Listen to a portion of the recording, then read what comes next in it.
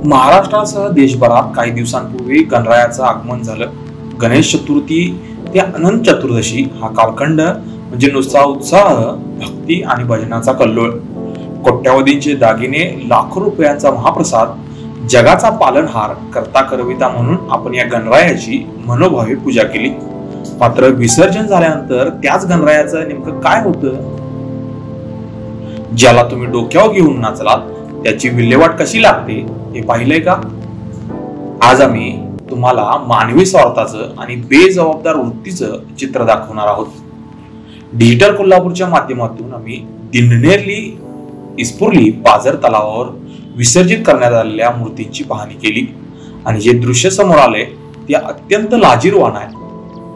पावसाळा संपण्यापूर्वीच या तळ्यातील पाणी वेगाने कमी होते आणि चिखलात अर्धवट बुडालेल्या या गणेश मूर्ती ज्यांची आपण मनोभावे पूजा केली त्याच मूर्तींवर आता भटकी श्वान, जनावर गिरट्या घालू लागल्यात।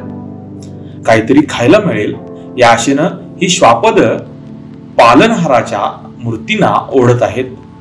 यापुढचं चित्र आम्ही शब्दात सांगू शकत नाही। मात्र कालपर्यंत कोट्यावधी रुपये खर्च करत पूजा अर्चा करणाऱ्या माणसांना चिखलात उपेक्षित पडलेला देव दिसला नाही का?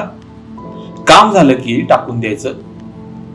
बाल गणेश असो, बाळूमामाच्या रूपातील मूर्ती असो की इतर अवतारातील या मूर्त्या आजच्या घडीला निश्चित पडल्यात।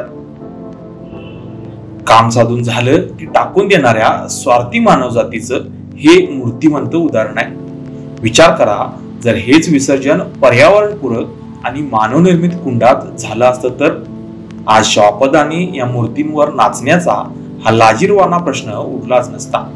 वेळ अजूनही गेलेली नाही। पुढील वर्षापासून तरी ही चूक सुधारूया।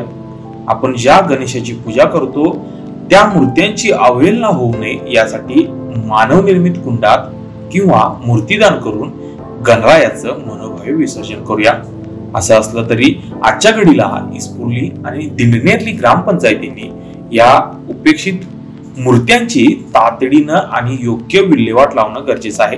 अन्यथा या चिखलातील गणेश मूर्त्या स्वार्थी मानवजातीचं मृत स्मारक बनतील आणि आशीर्वाद देणारा हा देव त्यांना आशीर्वाद तरी का देईल? दिलाच तर तो शाप देईल हे मात्र नक्की।